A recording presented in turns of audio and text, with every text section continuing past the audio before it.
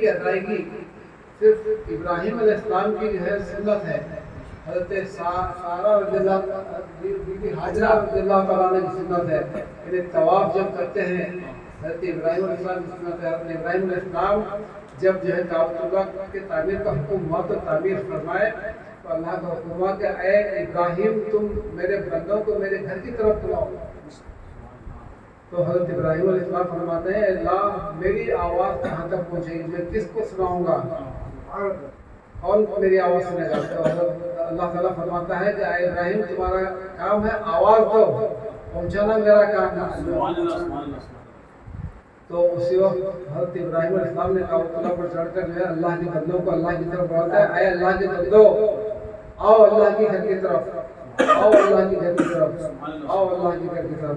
تو یہ آواز جب لگاتے ہیں تو اللہ تعالیٰ جن جن تک پہنچانا سب تک پہنچا دیتا ہے. حدیثوں میں یہ بات آئی ہے کہ ارواح میں بھی جو ہیں یعنی عالم ارواح میں تھے تبھی وہ جو ارواح جو لبیک کہے, جن ارواحوں نے لبیک کہا وہ ارواح وہ یعنی انسان بننے پیدا ہو کر پیدا ہونے کے بعد کعبۃ اللہ پہنچتے ہیں. یہ جو ہے ان کے عالم ارواح میں جو ہے لبیک کہنے کی فضیلت ہے. جن ارواحوں نے لبیک نہیں کہا نہیں پہنچتے. اس کی ایک مثال میں ہمیشہ بیان کرتا ہوں کہ نظام بادشاہ اتنا بڑا بادشاہ حیدرآباد کا بادشاہ ہونے کے باوجود حج کو نہیں گئے, لے جا سکے, بلاوا نہیں آیا ان کو. حالانکہ وہاں ایک عمارت تعمیر کروائے حاجی لوگوں کو رہنے کے لیے, مگر خود نہیں جا سکے. وجہ عالم ارواح میں انہوں نے لبیک نہیں کہا. تو جو لبیک کہے ہیں وہی اللہ کے گھر کو پہنچتے ہیں.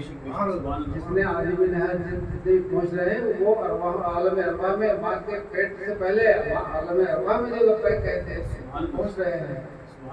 وہاں جانے کے بعد طواف کرتے ہیں, اور جو طواف کے بعد جو ہے سعی جو ہوتی ہے صفا اور مروہ کے درمیان حضرت بی بی حاجرہ رضی اللہ تعالیٰ عنہ کی سنت ہے.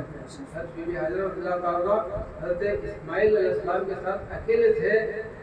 بالکل اسماعیل علیہ السلام چھوٹے تھے پر وہاں پانی بھی نہیں تھا, بالکل میدان تھا, کھلا میدان بیابان جنگل تھا, تو پانی تک نصیب نہیں ہو رہا تھا. تو پانی کے لیے تڑپنے لگے. تو حضرت بی بی حاجرہ جو ہے نا صفا پہاڑ سے مروہ کی طرف وہاں کچھ دھندلا تھا, پانی لگ رہا ہے جیسے معلوم ہونا ان کو دور سے, وہاں پانی یہاں پانی لگ رہا تھا. اس طرح سے 7 چکر وہ جو ہے صفا اور مروہ کے درمیان لگاتے ہیں. تو اللہ کی کرنی یہ ہوئی کہ 7ویں چکر تک جو ہے حضرت اسماعیل علیہ السلام جو ایڑیاں رگڑ رہے تھے ایڑیوں کے نیچے جو پانی نکل آیا جس کو آب زمزم کہا جاتا ہے. تو وہ جو ہے حضرت بی بی حاجرہ دیکھ کر بڑے خوش ہو جاتے ہیں.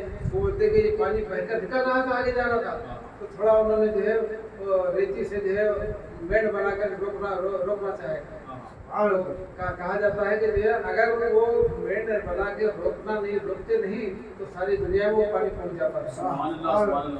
اللہ کی کرنی ایسی کہ آب زمزم وہاں پر کنواں بنا پڑ گیا, تو پانی وہیں پر میسر ہوگا. پھر اس کے بعد یہ آب زمزم کا پانی پینا بھی سنت ہے. اور یہ اتنا آب زمزم فائدے کا پانی ہے کہ اس کے پینے سے ہر بیماری دور ہوتی ہے اور ہر دعا قبول ہوتی ہے. پیتے وقت جو دعا جب کر کے پئیں گے اللہ تعالیٰ قبول فرماتا ہے. تو یہ بتانا یہ ہے کہ یہ طواف بھی ہے اور یہ سعی بھی ہے, آب زمزم ہے اور مقام ابراہیم بھی ہے وہاں پر. تو جس پتھر پر ٹھہر کر حضرت ابراہیم علیہ السلام کعبۃ اللہ کی تعمیر کرتے تھے وہ پتھر آج بھی رکھا ہے, ان کے قدم کے نشان ہے اس کے اوپر. وہاں پر 2 رکعت نماز ادا کرنا حکم ہے. مقام ابراہیم کے پاس 2 رکعت نماز نفل ادا کرنا حکم ہے. تو یہ ایسی چیز ہے. تو یہ اور دوسرا کعبۃ اللہ کی دیوار میں جو جنت سے اتارا گیا ایک حجر اسود بھی ہے, اس کو بھی بوسا لینا ہے. بوسا تو ہر کوئی نہیں لے سکتے, پہلے لیا استلام کیا جاتا ہے دور سے جو ہاتھ ایسا کر کے وہ منہ کو پھیر لے کر تو وہاں سے کیا کہتے ہیں طواف شروع کرتے ہیں. تو یہ برحال سب نبیوں کی سنت ہے, سرکار کی سنت ہے, یہ سنتوں کی ادائیگی ہے. اب اس کو جو ہے مینا میں جاتے ہیں, مینا میں رہتے ہیں, مینا سے جب مزدلفہ جا رہے ہیں, مینا سے جو ہے عرفات جاتے ہیں, عرفات میں ٹھہر کر وہاں यानी फजर के बाद से यानी सूरज निकलने के बाद से सूरज गुरूब होने से पहले पहले तक वहाँ ठहरना ही हज है। ठहरना ही हज है। 9 तारीख के रोज वहाँ के हिसाब से 9वीं जिलहज्जा को जो है वहाँ यानी थोड़ी देर को ना से ठहर के और वक्त गुरूब होने से पहले अरफात का मैदान छोड़ देना, छोड़ के फिर मुज़दलिफा जहाँ से कहते वही जाना। बिना नहीं आते, बिना तो बाद में आएंगे। अपने पहले तो बिना से अरफात पहुँचते हैं, अरफात से जब मुज़दलिफा आना, मुज़दलिफा जो है रातों रात आकर वहाँ आके मगरिब और इशा की नमाज वहाँ मिला के पढ़ना, क्योंकि मगरिब रास्ते में हो जाती है। तो मगरिब इशा की नमाज पढ़कर फिर जो है क़याम करना, फजर की नमाज पढ़ना, वहाँ पर पढ़ के वहाँ से फिर मीना की तरफ रवाना होना। आकर जो है मीना की तरफ आने से अपने खीमे में आने से पहले बड़े शैतान को कंकरियाँ मारने जाना। नहीं, मुज़दलिफा से आकर जो है यानी इसको मीना के मैदान से हाँ मालूम ना आपको? नहीं पता वो कुर्सी चाहूँगा मीना से 2 किलोमीटर 3 किलोमीटर पे जो है कंकरियाँ मारने के जिमरात कहते हैं उसको। जिमरात है बड़ा शैतान, छोटा शैतान और जो है दरमियानी शैतान। वो शैतान क्या है? हज़रत इब्राहीम अलैहिस्सलाम हज़रत इस्माइल अलैहिस्सलाम को ज़िबा करने के लिए जब लेके निकल रहे थे, वो जो भटका रहा था, बड़ा शैतान भी भटका था, छोटा शैतान भी, दरमियानी शैतान भी। इब्राहिम तुम क्यों, इस्माइल तुम क्यों जा रहे हो? तुम्हारे वालिद तुमको ज़िबा करने के लिए ले जा रहे हैं मीना में, मीना के मैदान में उनको ज़िबा करने ले जा रहे हैं। तो बोलते हैं कि ऐसे तो नहीं हो सकता, मेरे वालिद मुझे ऐसा नहीं कर सकते। अगर अल्लाह का हुक्म है, वो बोलते हैं कि नहीं अल्लाह का हुक्म है इसलिए जा रहा, अल्लाह का हुक्म है तो मेरे जैसे 100 जान को कुर्बान नहीं होगी। तो इस तरह से बगल वो वहाँ कंकरियाँ मारने का हुक्म है। तो 10वीं जिलहज्जा को भी कंकरियाँ मारते हैं, 11वीं जिलहज्जा को भी कंकरियाँ मारना, 12वीं जिलहज्जा को कंकरियाँ मार के वहाँ से जब मैदान मीना से अपने मुकाम को निकल के मक्कातुल मुकर्रमा निकल गया है। 12वीं जिलहज्जा को अगर वहाँ से नहीं निकले वक्त गुरूब होने से पहले तो फिर रुकने का हुक्म है। रुक कर जो है फिर 13वीं जिलहज्जा को 3 शैतान कंकरियाँ मार के फिर निकलना पड़ा। तो जैसे अक्सर आदमी ने जो है ना 12वीं जिलहज्जा को वहाँ से निकल जाते हैं, बहुत कम है जो 13वीं को करते हैं। तो आकर फिर वहाँ पर जो है यानी तवाफ वगैरह करके यानी अपना जो है इबादत शुरू कर देते हैं। कुर्बानी हो जाती है। कुर्बानी तो नहीं होती है, कुर्बानी 10 तारीख को 10 तारीख को यानी अरफात से मुज़दलिफा से जो है कंकरियाँ मारने के बाद जो कुर्बानी का जो एहतराम नहीं, कंकरियाँ मारने से पहले कुर्बानी का जो है मामला होता है। तो कुर्बानी का मामला बाद कंकरियाँ मार कर आने पर वो उसी दिन 10 तारीख को वहाँ के 10 के हिसाब से तो कुर्बानी हो जाती है। उस पर फिर कंकरियाँ मारते रुकते हैं, 11 को रुकते हैं, 12 को वहाँ से अलग तो वो कुर्बानी होने के बाद ही 10 तारीख को कुर्बानी होती ना, कुर्बानी होती अलग कर, जैसे यहाँ भी हम करते हैं कुर्बानी देने के बाद सर मोड़ने का हुक्म है। कुर्बानी से पहले नहीं, तो कुर्बानी होने के बाद सर मोड़ना है।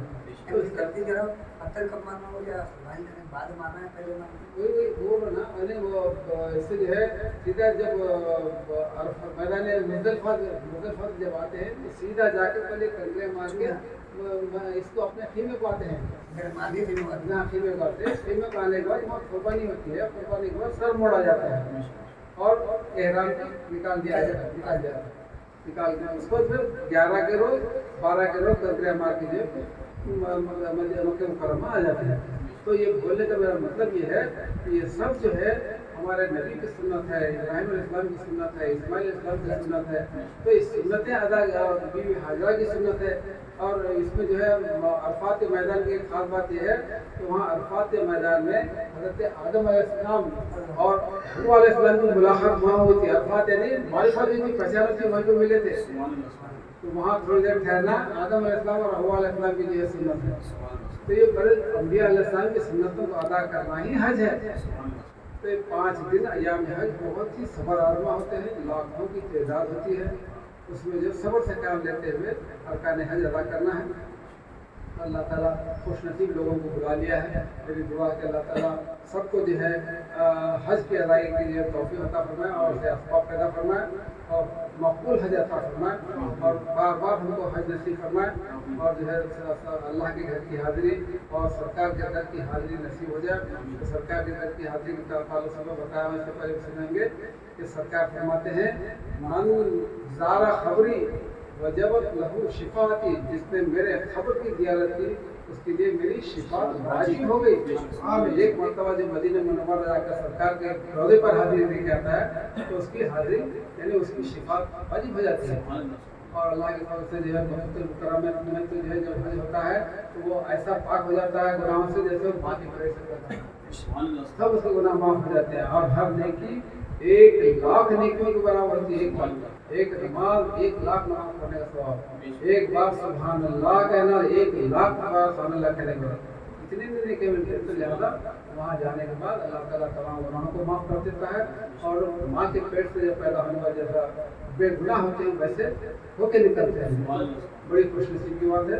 अल्लाह से दुआ है अल्लाह ताला हर एक को जो है हज अल्लाह के घर की हाजिरी और सरकार के दर की हाजिरी नसीब फरमाए और हम सबको अल्लाह ताला इस्लाम पर जिंदा रखे और ईमान पर खातिर नसीब फरमाए। तो आखिर अल्हम्दुलिल्लाहि रब्बिल आलमीन सुभान रब्बिका रब्बिल इज्जति अम्मा यसिफून व सलामुन अलल मुरसलीन वल्हम्दुलिल्लाहि रब्बिल आलमीन व हक़्क़ ला इलाहा इल्लल्लाहु मुहम्मदुर रसूलुल्लाह सल्लल्लाहु अलैहि वसल्लम।